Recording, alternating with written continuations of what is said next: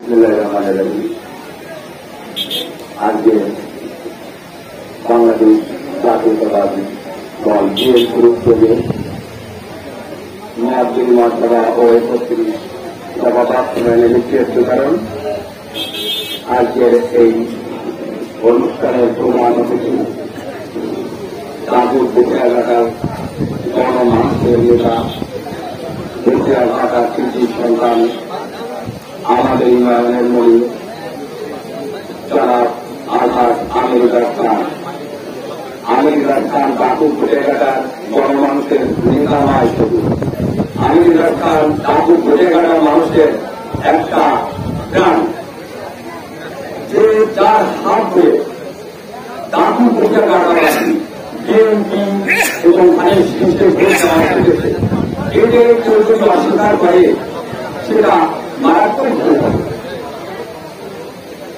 আপনারা জানেন 91 নির্বাচনে এখানে ৬,০০০ ভোট পেয়েছিল বিএনপি, ৯৯ নির্বাচনে ১৮ ভোট পেয়েছিল বিএনপি, ২০০১ সালে ৪৭,০০০ ভোট পেয়েছিল এই আমেরিকার খানের হাত ধরে ধানের শীষ। দ্বিতীয় নির্বাচনে যখন আমেরিকার খান অংশগ্রহণ করল ২০০৮ সালে তখন ৭৮,০০০ ভোট পেয়েছিল এই আমেরিকার খান এই গাজীপুর এলাকার বাড়ি থেকে। ২০১৮ সালে এসে উনি যখন নির্বাচন করলেন সমগ্র বাংলাদেশের জাতীয়তাবাদী দল বয়কট করল নির্বাচনে, বিএনপি নির্বাচন থেকে সরে গেল। ভোটাররা তারিখ পরেও যে ভোট কাউন্ট হয়েছিল তাতেও ৬০ থেকে ৭০,০০০ ভোট কাউন্ট হয়ে গেছিল, অথচ বিএনপি কিন্তু বয়কট করেছিল। এটা কিন্তু আমাদের সবাই কম বেশি জানা আছে।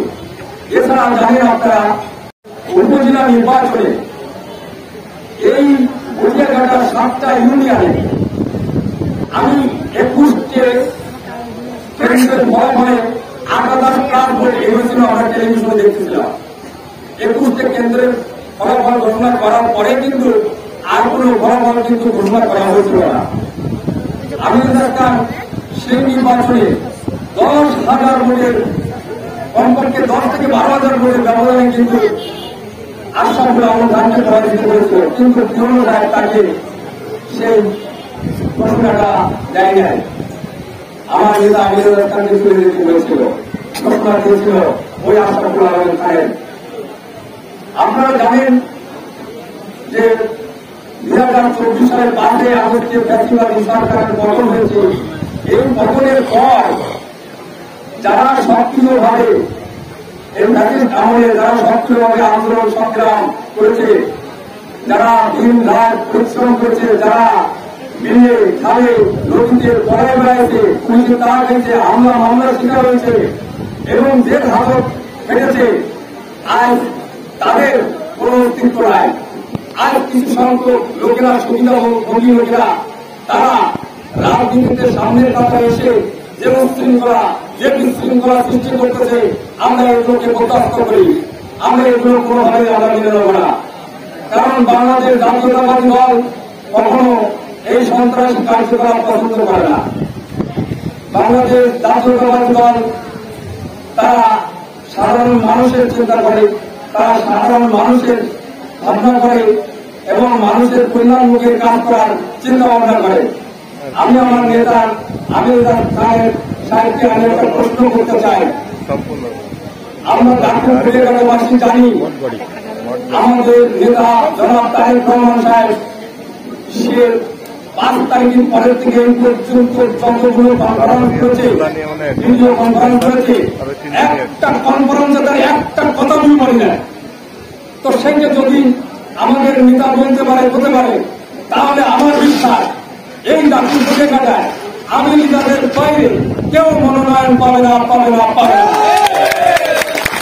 আর আমরা আমেরিকার খানের সাথে আসি থাকবো এবং আগামীতে আমেরিকার খানকে নিয়ে আমরা এই ২০২৬ সালের যে ফেব্রুয়ারি মাসে যে নির্বাচনের কথা অন্তর্বর্তী সরকার ঘোষণা করেছে, সেই নির্বাচনে আমেরিকার খানের হাত শক্ত করার জন্য আমরা এখানে যে সমস্ত নির্বিশেষে যে সমস্ত ভাইরা আছি বিশেষ করে আমার এলাকা হিন্দু সম্প্রদায় এখানে প্রায় 70+ আতঙ্ক ঢুকছিল। তো সেটা আতঙ্ক কেটে গেছে।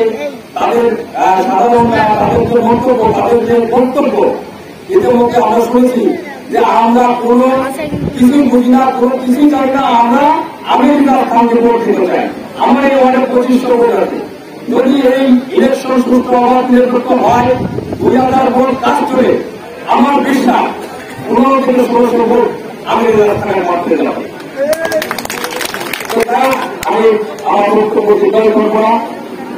আজকে এই মত নির্মাণ সভায় আজকে গ্রহণ করতে সমর্থ ভাই বন্ধুরা এখানে উপস্থিত হয়েছেন।